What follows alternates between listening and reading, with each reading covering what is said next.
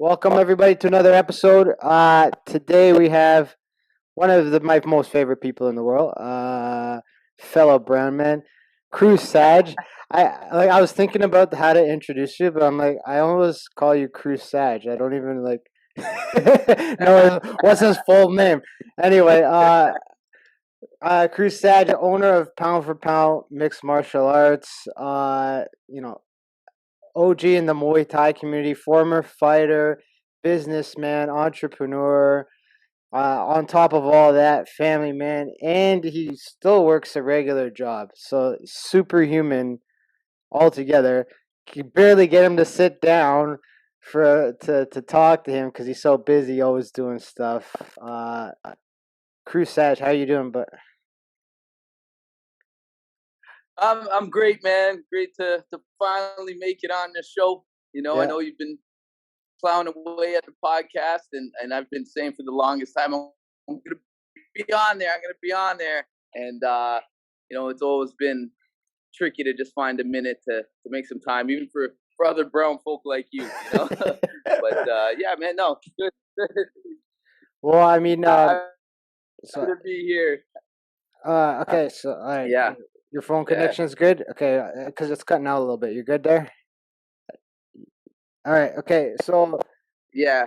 uh, one of the things that people don't know about you and your business is that you guys have been around for extremely long time. Um, a lot of people don't realize that fitness, martial arts, gyms in general, the average lifespan is 5 years at that, and then most of them end up closing down permanently just because it's a rough business in general, right? To just be in. Um, Now, obviously, the last 2 years have been a clusterfuck of. I mean, we don't need to get into all that kind of shit, but with the COVID and everything, and what's it like running a damn business, especially one of the ones that have been so dramatically hit by lockdowns and measures and stuff like that. Yeah. Well, to touch on what you said, like just to begin with, the average lifespan of a lot of martial arts gyms that they don't stick around for too long, 5 years or something like that, and for various reasons. Yeah, And I think every martial art that originally opened up, and most businesses too, they started from a passion. yeah, They started because there was a martial artist behind it. They enjoyed whatever martial art it was that they did, and they said, "I'm going to start. I love it so much. Whatever it was, Muay Thai, Taekwondo, karate," and they said, "I'm gonna spread the love and my knowledge and open up a business yeah, and pass it on." And then I think what happens is that there's a line where you know you realize, hey, this is more than it's more about. It's not just about what money. I like. It's about money. It's about a business. There is a Yeah, real business side of it too. And the thing is, it's like when you get into those deep waters, now it's not about oh, I'm losing you a bit. Can you hear me? oh, and Hold on. 2020 hits. Yeah. What'd you just say? Your internet Okay. connection. Hello. Your You got me? connection. I got you now. Yeah, your connection kind of Oh, died. Just okay. Hold on. Okay. Sorry about that, man. We get cheap Wi-Fi here at the gym. But I we're lost you. trying to save money. But where'd you lose me? So I lost you. basically, what I was saying. I lost you at the passion part. After passion, then became business, and then Okay, so yeah, basically, yeah, they realize, guess what? This is harder than I thought. It's not just about selling the martial art. The businesses that kept going are the ones that kind of pivoted and found different ways to make a little bit of money yeah, through their gym. Whether it's they're gonna sell more gear now, or like us, we also brought in physiotherapy and other means and avenues of just kind of generating some dough to get us through a little bit of hard times and whatnot. And then, like I said, 2020 came along, boom, COVID hit, and you know what? Nobody knew at that time what we were in for. Nobody knew that it Yeah. was going to be this big. I even think like the first time we got locked down, I was kind of like, okay, this is great. You know what? We actually had to come back from Thailand. We cut our trip a day short. We had one of the guys out there training for a fight. We came back, and then the next day I had to shut the gym down. But Yeah. I was kind of like in my head, okay, cool. You get a I'll break, deal with right? this because I need a couple days anyhow to adjust. Right. So I thought, okay, great. I can I'll use a couple days to just readjust. No one knew that it was going to be these rolling fucking Lockdowns. lockdowns and how long we were actually going to be locked down for, Yeah. right? So we yeah, it was one of those things where your bankroll, right? Like at the end of the day, just like in a casino, you're not going to sit down at a blackjack VIP table with $500.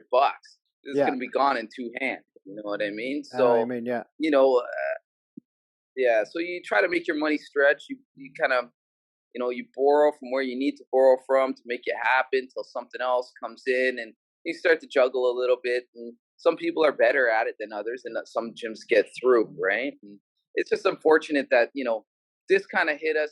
And as you probably know, Ashton, there's other gyms that shut down and couldn't even make it through the first lockdown, Yeah. right? That was Well, that was unfortunate. And what was the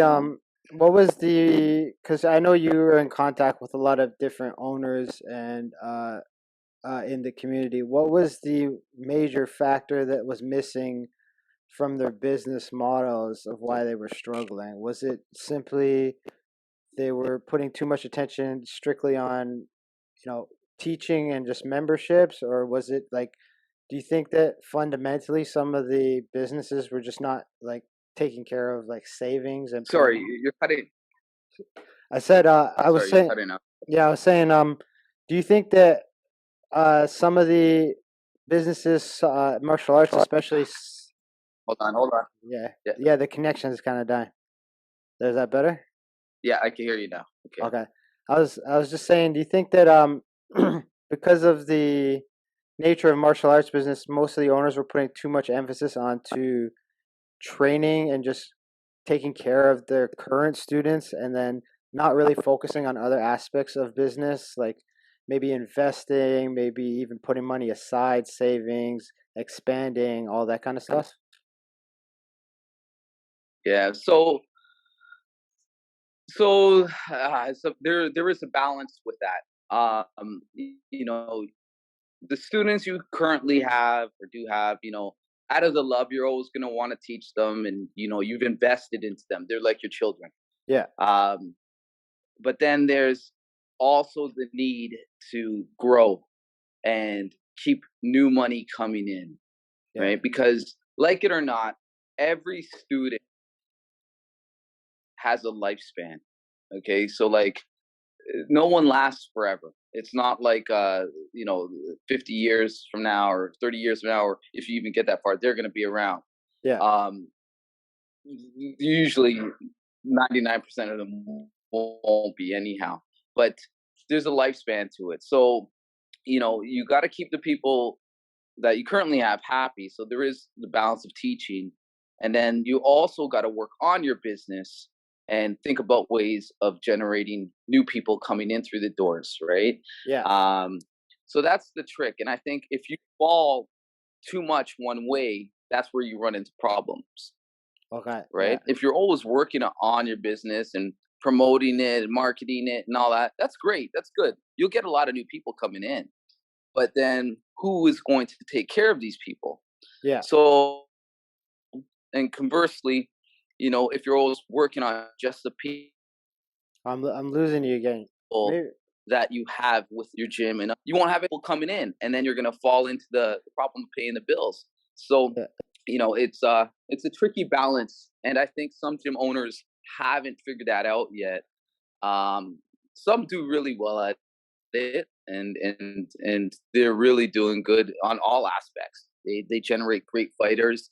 They understand the martial art game, and they're financially stable, right? Yeah. So it takes a little bit of movement and like figuring it out at first, and there will be some trial and error, Yeah. but there are some people like that, you know, out there that have that balance anyhow, and it just takes a while to figure it out. Yeah. Uh, I'm losing you. You got to go back to like go next to the Wi-Fi box. Where's the Wi? Okay. Okay. Okay. Yeah. This is cheap gym internet at your finest. Hold on a second. Yeah. Go next to the Wi-Fi box. That's Sorry. fine. But yeah, I hear what you're saying because I think that a lot of martial art businesses lack some of the technical business skills beyond just teaching, right? And putting it Right. out there. Because like a lot of the time it happens in generic fitness too. You have somebody who's a good coach or a good trainer, and they have a good clients, and then they just open up a gym, right? And Yeah. then they end up finding out that it's not strictly just about teaching or coaching anymore. You have to keep four walls around you. You got to keep the door open, and That's right. you know, and obviously, rolling shutdowns doesn't allow you to build that up, right? Um, Nah.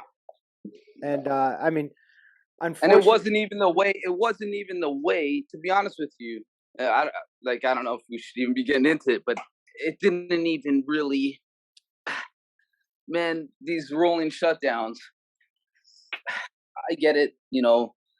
They're trying to keep hospitalizations down and ICUs and everything, yeah. but I guess the government's trying to do the same thing, balance, the economy with people's safety.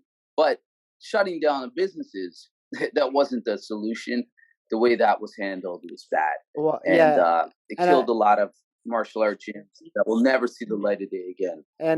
I mean, without getting too much into that again, though, the one thing that baffles my mind is that pre-pandemic, the focus the governments were doing was on health and wellness, right? They were starting to push, eat organic foods, exercise regularly, follow all this kind of guidelines to live a healthier lifestyle. Like, I mean, gyms were booming, and the health and wellness industries in general, like organic foods, all that kind of stuff. That industry was at all time highs, right?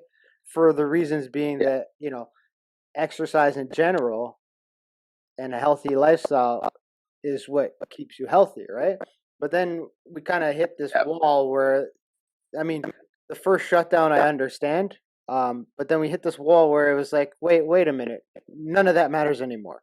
We're gonna just shut it down because we view it as a high risk, but it wasn't accounted for that the other aspects of fitness and martial arts, especially martial arts, that people come to you for. They come to you for a sense of community, right? There's a big difference between a gym like yours and a Good Life Fitness. Good Life Fitness, you're bringing people in, out, they're lifting weights, they go out, they get their exercise in. Yes, great. Places like yours, even CrossFit gyms that do classes, they build a sense of community among people, and like sorry, you cut out. yeah, Hello. so what I was saying is like a gym like yours, CrossFit, places that do classes, they build communities, they build relationships with the members, with the instructors, with the teachers, and it becomes a place where people go to escape reality, basically. Like you go to work, you have kids at home, but you take an hour and a half out of your day, or every other day, or whatever the case, to come see your instructors, people at the gym, and it gives you that sense of community. And I think that was lost for a lot of people. Yeah, And and I mean, governments don't understand that because let's face it, most politicians don't work out. yeah, They don't exercise. They don't exercise. Look at our wonderful premier, right? When was the last time he did a lap? Right, never.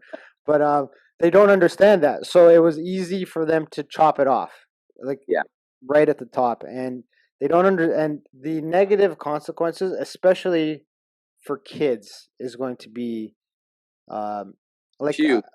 huge. Adults or whatever. Adults, we can make it through. We can talk to each other.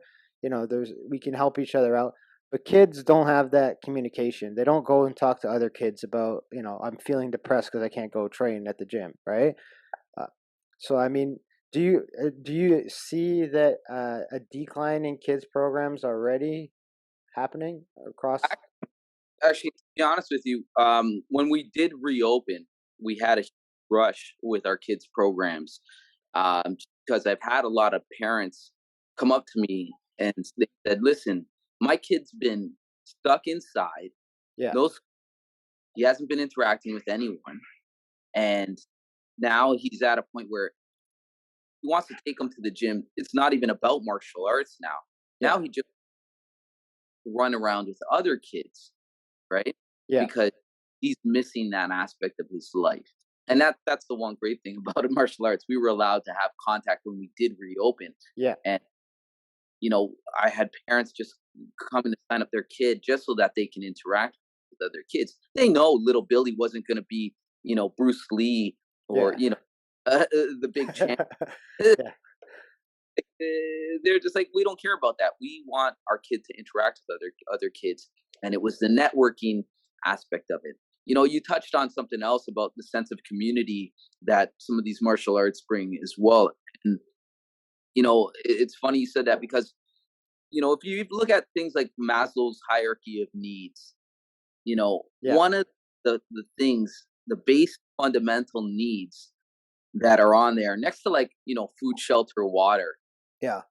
is a meaning for belongingness, Yes. right? Belong to something, right? To belong to, and you know what? This is why kids also get involved with gangs and Yes. what, 100%. Yeah. right? Because they still belong to something. They belong to that color, that creed, whatever it is, right? And if they don't have that, they're missing something.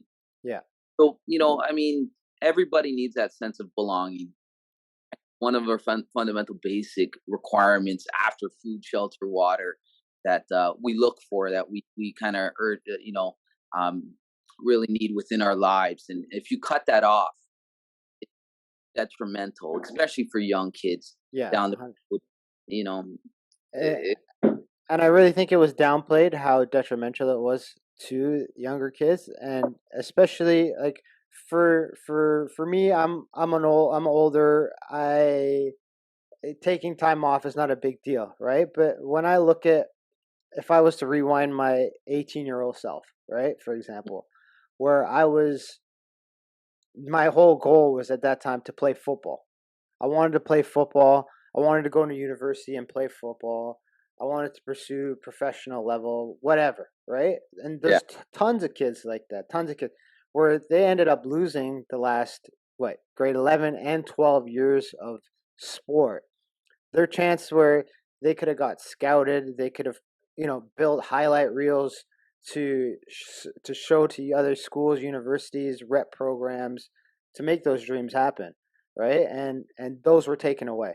Like, I mean, I know amateur fights will come back, but I yeah, wanted to ask you about the repercussions on amateur Muay Thai in general. Now that we've had 2 years of lack of competition for those athletes.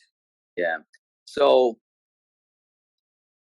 there was a lot happening actually, behind the scenes.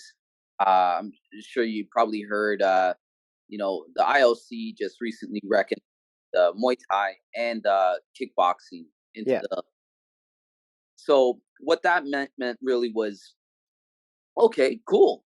There's work to be done. There's a yeah, lot of people out there, uh, young kids that are, that have tons of potential, and would like to represent their country. But the groundwork that has to be established behind it, with all these associations and getting every country on the same page, yeah, so that Muay Thai or kickboxing is ready for an Olympic stage, yeah, right? It's another story in itself, and this pandemic didn't help in pushing that forward. Um, I know they were gunning for 2024.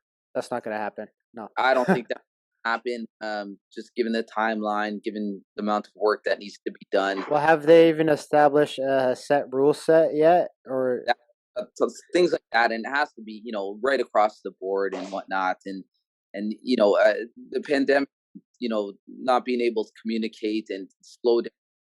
Oh, well, you know what? Competitions did take place. Yeah. Started opening up, like the Worlds were in Italy for the Wackos, and contact sports started to come back, and then they quickly got canned again. Can't Uh, again, yeah.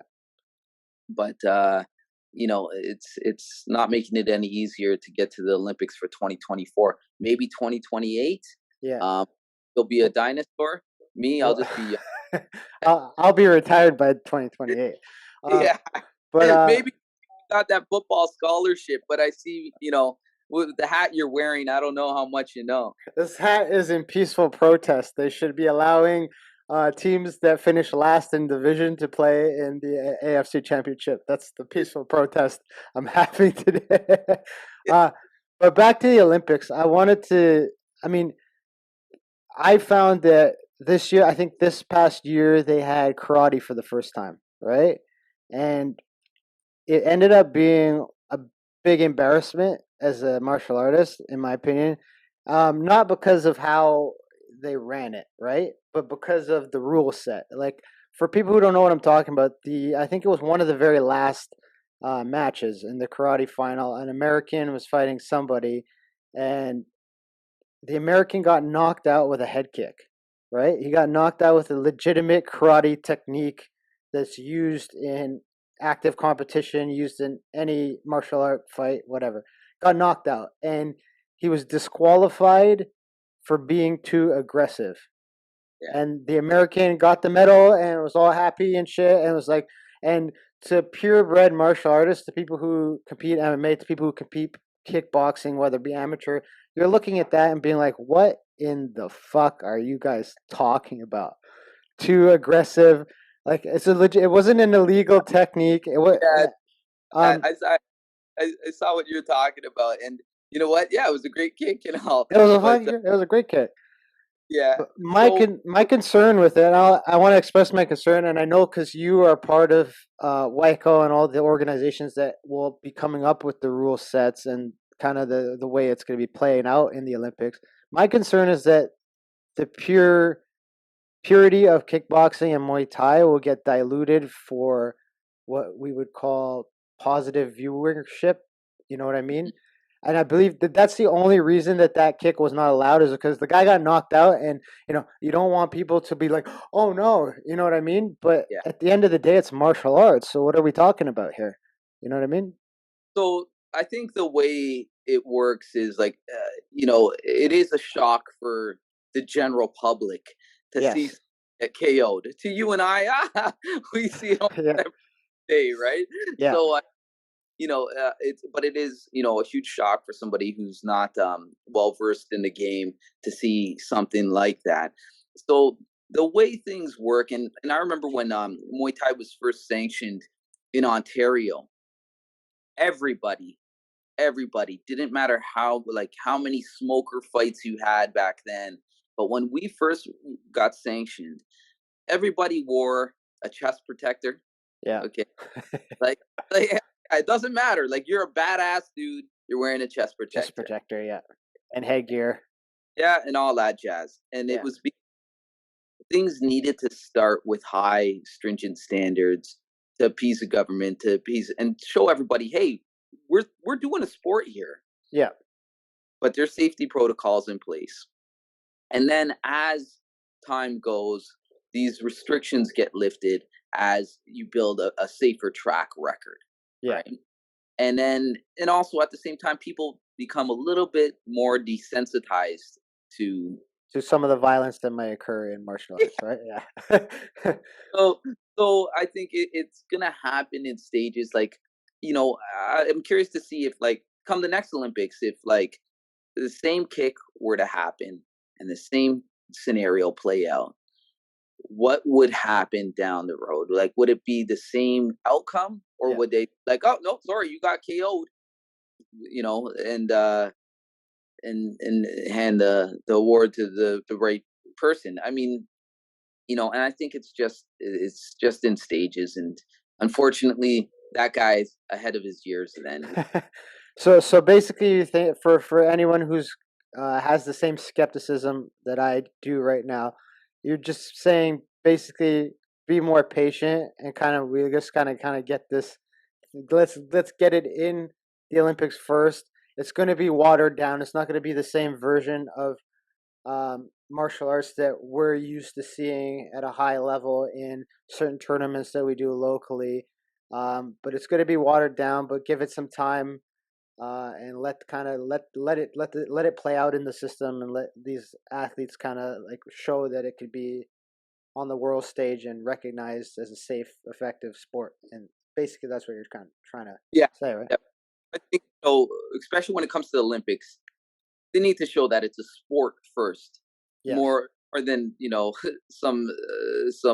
yeah, act of violence or something like that. No, they got to show that it's an Olympic sport, and it is, Yeah. it is. And they want it to be at its purest form. In the well, I don't want to say purest form, but they want it to be digestible for a Yes. lot, you know, and that's basically it, and that's part of viewership as well. Now you get into TV and ratings, and Yeah.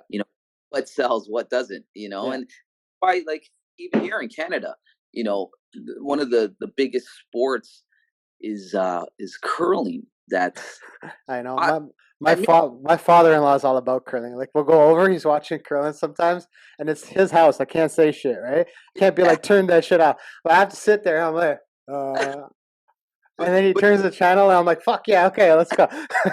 Ah, but you know what? It's funny because you and I both like things like football and basketball and Muay Thai and whatnot. yeah, But across Canada, we're a small demographic here in Toronto. Like, we don't represent Canada really. I mean, sure, we're multicultural and it's a great city, amazing city. I love our city, try but saying that to the people who like. I'm going off topic, but like you said, like there's so many seats in Toronto and Quebec that literally we ruin it for the rest of the country when it comes to politics. It's hilarious.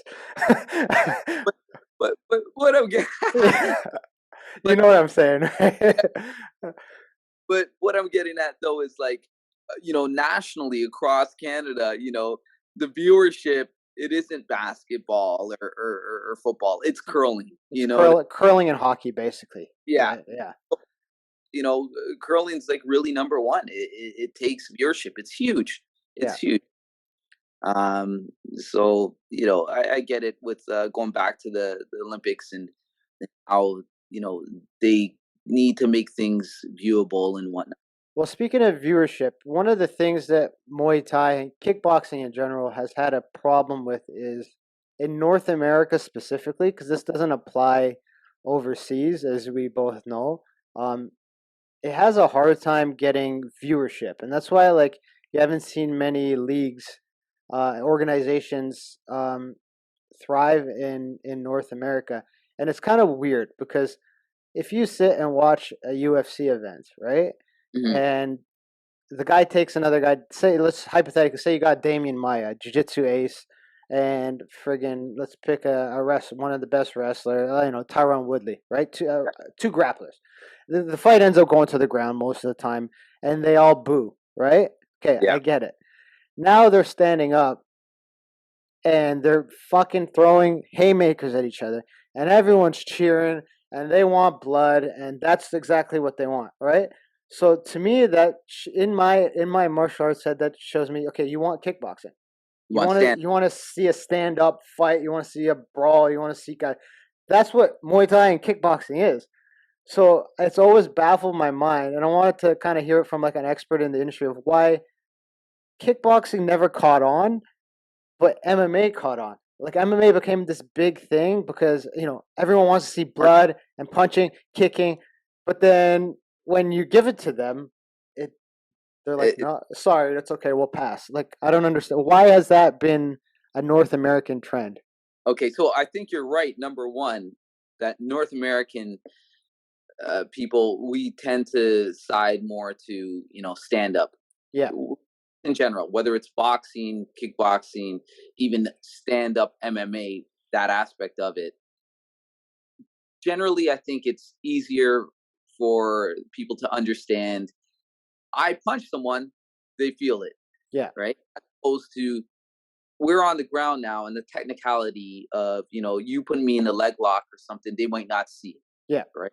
Well, I mean, So, I've had to argue with people plenty of times. Like when I was growing up, I used to watch UFCs at the bar, right?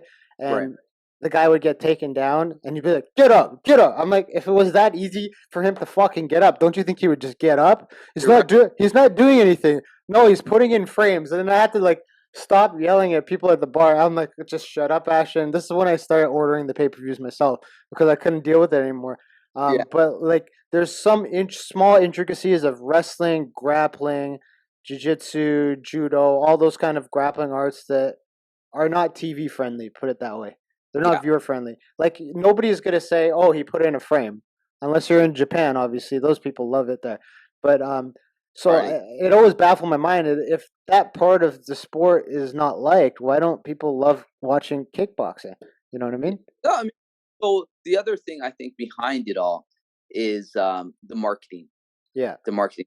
UFC is marketed the hell out of, and they do a great job at it. They do a great job at building characters and setting up fights, and and that's why also, they were pumping them out. As long as they Yeah. could keep a good story plot running as well, that always helps as well.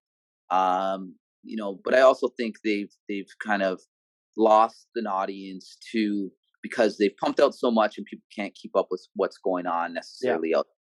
And so I think part of it's marketing. And when you take things like kickboxing and you're saying, why isn't it booming, or Muay Thai, why isn't it booming here?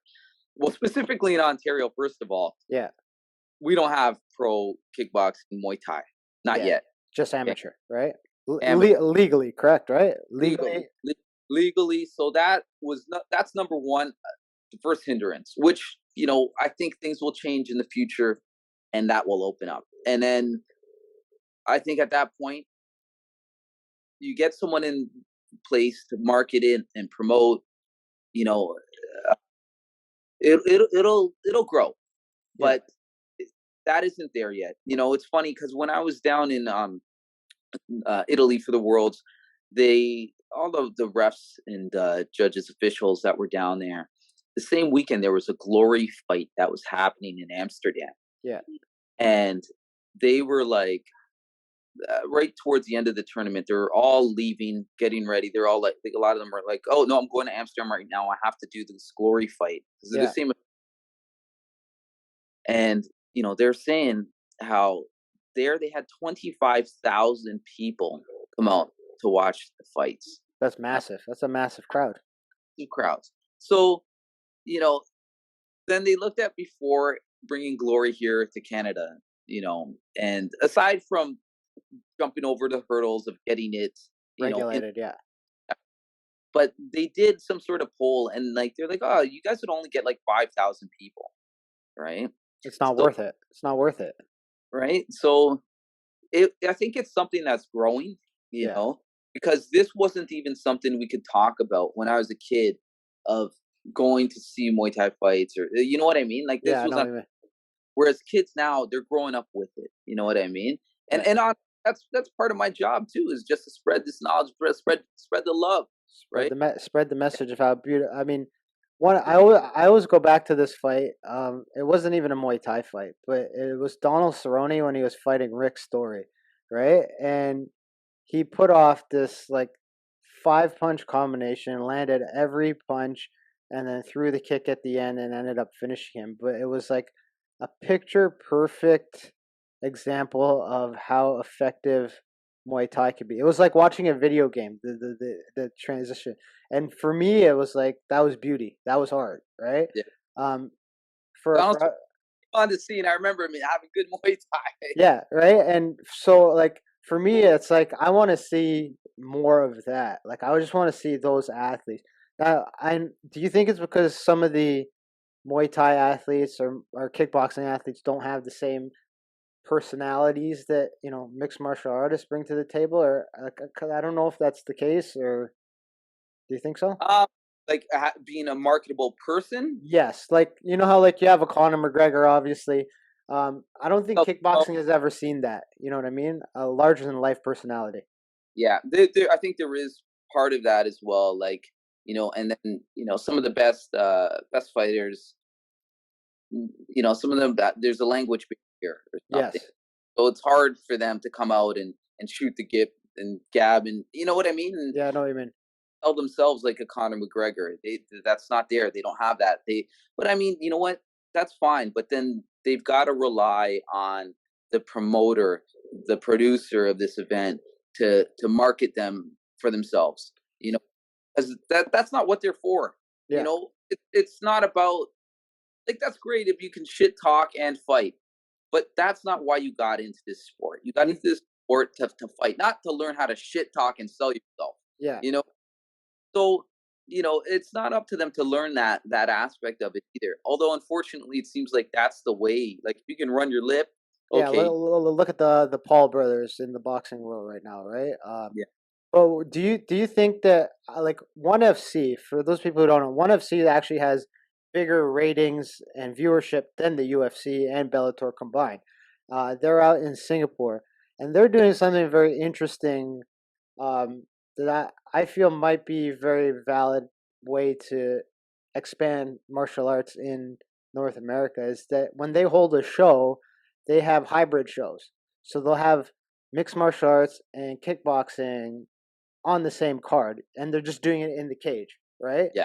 Do you think that that might be a good strategy going forward for like MMA promoters, like local shows, to kind of adopt that kind of a style of show? I would like to know which local place Yeah. can think fight like that. You know, um, at least not here in Canada. You won't No, see. no, in the U.S. No, the U.S. doesn't give a fuck. They'll do that shit. But do you think that that might be the only way to kind of get the breakthrough that kind of kickboxing needs? Sure, it'll give them a little bit more, exposure, if you will. But Yeah. I want to say people that do watch MMA fights, they do know what Muay Thai is. I'd like to think so. You know Yeah. what I mean? At least to some degree. Um, They have a working knowledge, put it that way. Yeah. but yeah, there is that fight coming up with Mighty Mouse and Rotterdam. Yeah. yeah, I think so. That's going to be interesting to see. How they're doing it, and what one round one round Well, Muay Thai. that one's a special case scenario. They're doing like a mixed round thing. I'm talking about like if you have a card, say you have fight night in New York, right? Like a local promoter, he does 5 kickboxing bouts, 10 MMA bouts on the same card. It's not like the hybrid, like you're not doing what Oh, Mighty Mouse is doing, but you yeah, just you you can sanction both separately. You have both governing bodies in the same arena doing the same thing, but you're giving fans uh, more martial arts, basically. yeah, Because that's what ONE FC does. They don't do the mixed crap all the time like Mighty Mouse is doing. They'll yeah, have kickboxing, and it's just in a cage, right? They don't have but it's still kickboxing in its purest form, yeah.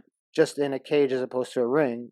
Do you think that would be kind of a good idea? I I think that's great. And to be honest with you, we've done things here in Ontario where there was boxing fights. That was amateur stuff that was sanctioned by Boxing Ontario, and there was kickboxing on the same card as you're saying. Yeah, And this was stuff. So it can be done, and I think it's great just for the exposure. You know what I mean? yeah, Um, and I think if to be honest with you, I wouldn't be surprised if UFC pivots now that one has done that. yeah. If they have just a stand-up league, because you know what, I'm like I'd rather watch stand-up fights any day over MMA fights. That's just my No, preference. yeah, yeah, and a lot of people too. Like, Yeah. and some days I feel the same way, depending on which boring ass fighter is in the cage, right? Right. Right? Depending on the fighter and everything, but like if there was the mixed fights with UFC, that would probably bring in more people. know. Yeah. And they started sanctioning boxing fights somehow. I mean, I don't know how that their athletic commission works down there in Nevada. Like I know they keep it completely separate, but if they can get them to sanction the same thing on the card, I Yeah. don't know. I feel like for North America that might be the best way to go. Yeah, Just based on you would get more viewership and it would bring in more interest. And I think that people don't have that big of an attention span to like focus on 30 different leagues. You know what I mean? Like if North America was to have their own kind of glory, UFC glory kind of thing, it wouldn't catch on as much. But if these already established MMA leagues were to incorporate that, I think that probably might be the best option yeah. going forward. Start it up, Ashton. Give me the money, you know? But but the other thing I wanted to ask you about is we have Muay Thai and we have kickboxing, American kickboxing, Dutch style kickboxing. There's a whole bunch of different variations, just like there is any other martial art around the world. But I find like for kickboxing, it's more, right? Like jujitsu is jujitsu. You got Brazilian and Japanese, right? Wrestling, you have folk style, Greco-Roman, freestyle. But kickboxing, there's many different kind of versions around the world depending on where you go, right? Yeah, yeah, Um, yeah. Your Dutch kickbox. Yeah, um, yeah. There's variants of it, sure. which style? Like I know this is a very broad question, but which style do you think is the most effective in terms of training, coaching, and competition? Depends on where you're fighting, and really, whatever you're fighting in, um, know how to play the game, know what the rules are, know what Yeah, they're looking, right, and cater to that because at the end of the day, you're playing to win, yeah, right? Some associations they're looking for volume, right, yeah, and that's what they score on. Other associations maybe they like technique and power and aggressiveness more, So, um, you try to cater your game to ultimately gain the win, yeah, right? Uh, so no one style is necessarily better, right? yeah, Uh, it's just how are you going to fight to impress the judges? I mean, there's some places where it's just all about volume, yeah. right? Well, I mean, And there's some organizations where if you don't even need to score damage, if you're just like touch and point, point. yeah, Like when you go to a Muay Thai fight, and they're like, "Oi, oi, oi," and then you're like he's not even winning. Stop talking. Stop making those sounds. He's getting his ass kicked, but he just happens to be touching the guy, but the other guy's actually smacking him so hard, and but the other coaches are like making that "oi, oi, oi" sound just to kind of give that illusion that he's winning. you know what? You'd be surprised how that persuades judges quite a bit. Yes, And the I know. I know. That's why they do it. It's sometimes you're watching the fight, you're like, he's getting his ass kicked. Stop making those sounds. yeah, but yeah, ultimately, I don't think there's one particular style or anything. I think you just gotta cater to the game you're playing and know kind of what you're walking into to win. You Yeah, know, yeah, that's the main thing. I mean, there's so many good things out there, and don't limit yourself either, right? Learn always. and when it comes to coaching, because you've worked with so many athletes, like including myself, what do you find is the sorry? Go ahead. One. Yeah,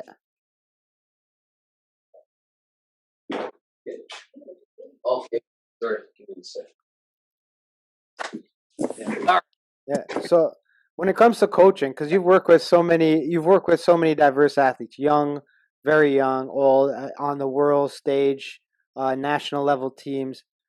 What do you find in terms of your coaching technique, um, like in terms of drills, putting things together for athletes? Like how do you structure it? How do you come up with that kind of coaching for the vast different kind of styles that you have to deal with?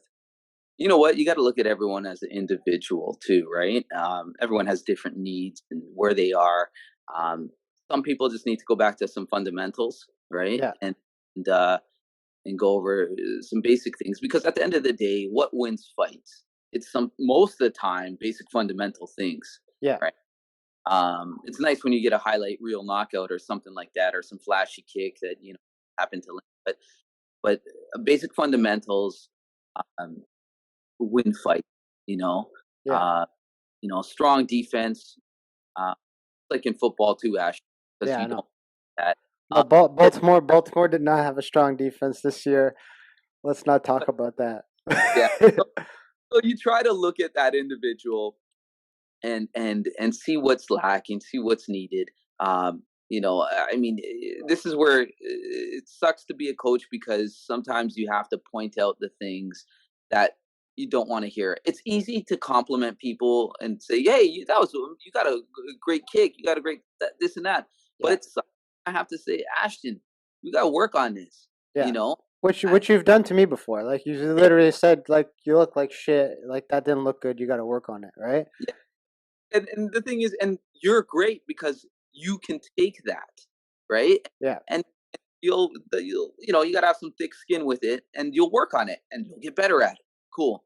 Sometimes it's not so easy, and sometimes the student might get offended or whatever, so also got to watch your delivery with it. Yeah. But ultimately you're trying to help them on what you feel they need in particular for this fight, right? I think that's it.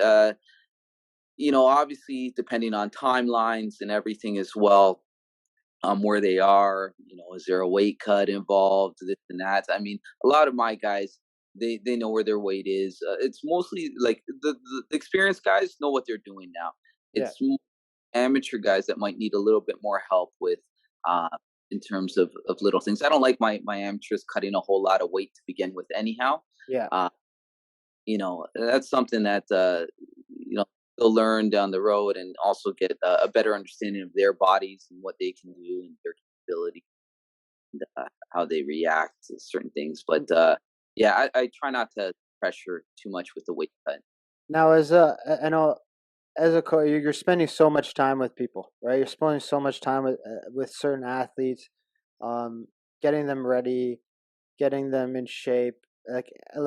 Most people don't realize it's more than a full-time job. Like if you're training for a high-level fight, it's probably 30 hours plus training every week plus more. I mean, you're not there for all 30 hours, but you know what I mean. So you're emotionally invested into the fight Yeah. with the fighter. Now, I haven't been in this position yet and I will be in the future, but how hard is it for you as a coach, like when you have these people, these men, these women who are your friends that you care for, they're going in there and unfortunately, I mean it's happened to me, they get knocked out. They lose, they get hurt. How hard is it for you to kind of separate the coach from the emotion part of the person that's competing? You know what? It's. I mean, it's all in one. To be honest with you, it all hits you like, where did we go wrong? Yeah. Like that's the first thing, and like that, and that right off the top, that even just tells you. I feel like the onus falls a little bit on me when I say, where did we go wrong? You Yeah. know, what didn't we do that we could have done to prevent that? Again, Yes. strong defense, right? Yeah. Yeah. uh, but you start to, is it something we didn't cover? Is it something that we should have done? And you start looking at things like that, and there is a little bit of, to be honest with you, sure, I'm concerned about my fighter who's knocked out on the ground or whatever, Yes. 100%. Yeah. but I also have in the back of my head, I feel like, okay, for the most part, they're healthy, they're strong. um, I hope they're going to get through this, Yeah. and once realize that they are fine, and they come to their senses and they seem all right, the doctor looks at them, checks them out, they're okay. Then it really comes back to, man, what did we do? What did we do? Not just the fighter, but what did we do? Where did we fuck up? Yeah. You know, and even that one MMA fight you had that you won, Yeah. but I looked at it where it was a standstill. And then afterwards, I was like, why didn't we do this? Why didn't we, throw that overhand, like the clinch on? And I think I kind of spoke to you about that, where we still dissected the fight a little bit and said, why couldn't we do this? Why didn't we do that? It wasn't as critical as, and thank God you didn't get Yeah. knocked out, No, and right? I mean, like I'm comfortable talking about this situation now, but my first amateur fight, MMA, I did get knocked out, right? And when I got back from the hospital, I met Chris, my coach Chris, in the bar. He was at the bar drinking, and he was just like his face was flush, right? Like Yeah, he was not happy. Like we had other guys fight on the card, and they all won, but he was not happy because so he sat me down and he's like, because I got hurt at the end of the first round, right? And he's like, "Would you have wanted me to stop that fight at the end of the first?" And because that was his human side coming out, right? Because he's right. like in the future, like would you want me to stop the fight? And I said, Coach, if you ever fucking stop the fight, you're not coaching me again, right? Yeah, And he's like, okay, and I think like it was at that point, like I think a relationship between a fighter and a coach where there's like there's like when you nod your head at a stranger walking down the street and it's like mutual respect. You just walk, you're just being polite. It yeah, was like one of those moments where it's like, okay, I'm gonna coach you forever until the fucking fight is over. Like there's like that was the point where he's like, we're taking all emotion out of this game, yeah. and I think at that point, though, he's still feeling you out. Like you said, this was in your amateur that was days. my amateur. Yeah, Right. So now he knows what you kind of like where your head's at, what you're willing to go through. You know what I mean? yeah, Like wasn't that long ago I just pulled I actually stopped the fight because it was this guy's amateur first fight, I was helping him all. And he went up against a guy who was like just outclassing. He should yeah. there was They had no business fighting each other. yeah, Put it that way. like it was night and day. And I believe strongly in the saying, live to fight another day. Yeah, And you grow in steps and whatnot. But at that point, there was something I had to take into account, like fighter safety. My guy wasn't going to learn anything from that. yeah, You know what? Um, he wasn't going to walk out of there saying I learned a lot, or even though I lost. Like, no, there was none of that. He was just getting his ass handed to him. Couldn't handle any of it. Uh, so pulled the plug on it, and I have no regrets about that. And I think, to be honest with you, I think he was happy. I think his ass too. And I yeah, also going forward how to deal with that yeah, guy is right. So it is a fine line, and it is a tricky call for a lot of coaches to throw in the towel or not to throw in the towel, and and how we feel, and also about the connection we have with the fighter and what they can endure and what we know of them and how much they can take, yeah, right? And and knowing that as a coach is kind of like being in tune with your fighter, knowing what they're capable of, and the other guys, like, everyone has a adversity tolerance. Some people it's very high, others are very low, and that's just in general in life too, right? yeah. That's just Right, we're still that's male. individual differences. That's just human being human, right? Just Right, that's um, right. I know you gotta get going because you got that shit going on at the gym there, but We got to w- reopen. We're opening. we gotta reopen. But one of the things I wanted to cover was like how do you as a coach, as somebody who's worked with so many athletes, how do you have to tell somebody maybe you should stop, or maybe you shouldn't compete, or this is not free? How do you approach, like, you know what I'm saying, like a fighter maybe who has taken one too many to the head, but they're young and they still want to compete, or somebody who maybe just I'm heaven forbid you just suck and you're not that good, and competing is Well, not the best. you know what? It's everything you just said, but you dress it up. To be honest, like, in all honesty, like you're sending the same message across. If you know this guy isn't ready to compete, Yeah, right? Throw a proper jab. He doesn't, he doesn't circle out after he gets whatever it is. He doesn't. He's just not ready to fight. He's eager. He wants it, yeah, but he's not the coach. you're the coach. So at the end of the day, it's like it's your call. If you feel he's not ready to fight, let him down in a nice way. He's not ready. Obviously, you don't got to be like you're shit. You're not Yeah, ready. yeah. You know, unless you really don't want to dress it. But say something like it's still time to improve, right? Now, But what do you say to veteran guys who maybe have been around, but you feel like, because I know this is an issue with most fighters. Most fighters fight beyond their years, right?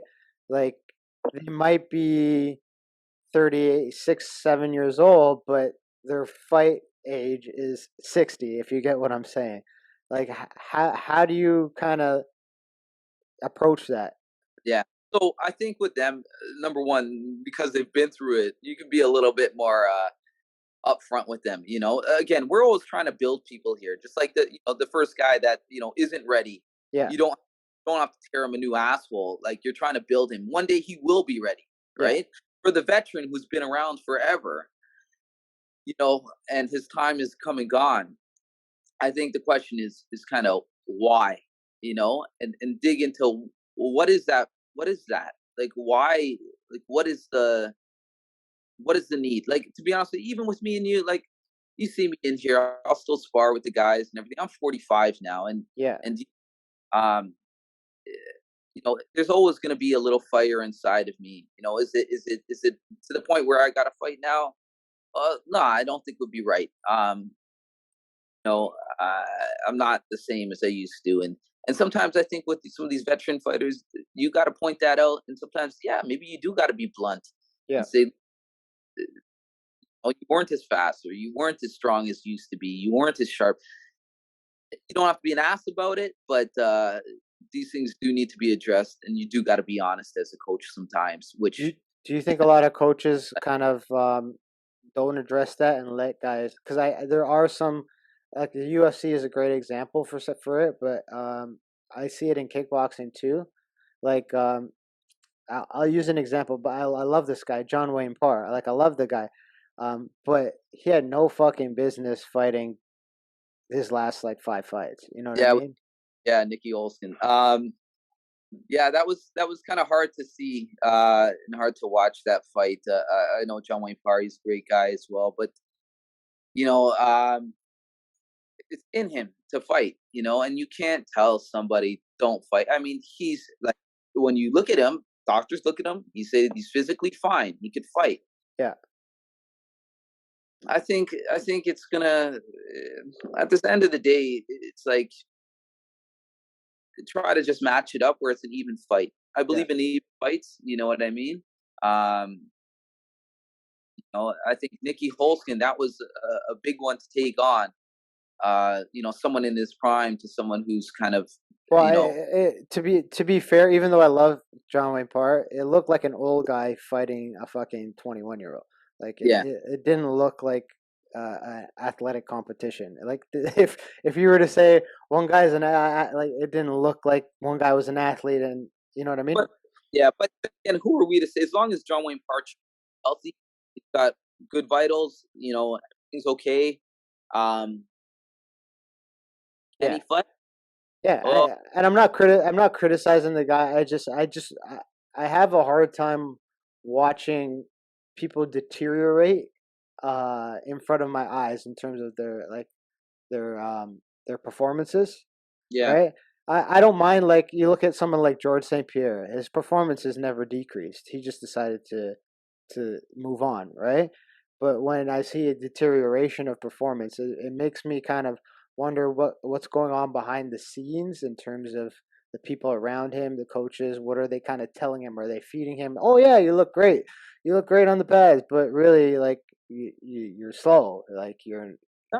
And that's where you need some honest eyes, and I think that's where a good coach will. It's not about having a hype man yeah, beside you, right? Like that's not a coach. That's a hype man. yeah. You know what I mean? That's why I got my girlfriend. Not joking, but you know what I'm saying. I think it's the hard part of being a coach is to be honest sometimes, but learning how to say it nicely. Um, you know, uh, at the end of the day, though, too, there's some self-realization that the person needs to understand or themselves. But I mean, hey, if it's another, let's say, 50-year-old guy that's going up against 50-year-old guy, and they're both slow, and they're Let's watch it happen. like when Ken Shamrock and what was it? Ken Shamrock and Hoist Gracie did I remember they did it at like 60 years old. It was like watching two old, when the old people's skin just flops and you're like, what is going on here? But I'll let you get going so that you can get back to what you got going on over there and getting stuff ready. But just let people know how they can find you, how they can come train with you. If they wanted to reach out and start working with you. And you're in Pickering, Durham region, right? So Durham region. We're in Pickering, pound for pound. The only pound for pound out there. Come check us out. Just walk in, send us an email, pound for pound MMA at yahoo.com, or come on in. We're open to all levels, amateur to pro, yeah. and work with everybody. And don't come in and say you want to spar. I've been Yeah, there. I've been there, and I've seen that a few times. And yeah. I've We, seen I've seen his poor wife, poor Michelle, have to like sidestep these grown ass men saying, "Hey, I want to come in and spar," and she's like, "Well, you have to come to the regular class first, and then the coaches, and then they get all mad because you're telling them they can't." So yeah. don't We just usually, walk into the gym and think you can spar, guys. Okay? yeah, we rush right after a big UFC. You know what I mean? People Yeah. getting hyped. Yeah. Well, I've seen. That's why I mentioned it because I've actually seen it happen, and then I see your wife's face, kind of like, "Shoot, I got to deal with this shit right now." You see All it right, those times, all but right. yeah, Thank you for doing this. I appreciate it a lot, and reach out to him if you're in the Durham Pickering region because one of the best in the game, and I can't say enough good things about him. Okay. thank you. All right. No problem. That's been another episode of Grind My Gears, and I'm all done. Peace out. Peace. Thank you for watching. Please do me a favor. Click the like below. Share on YouTube. Share on Instagram. Share on Facebook. Spread the word so I can keep creating more content for you. Keep providing you with a great podcast experience. Peace out.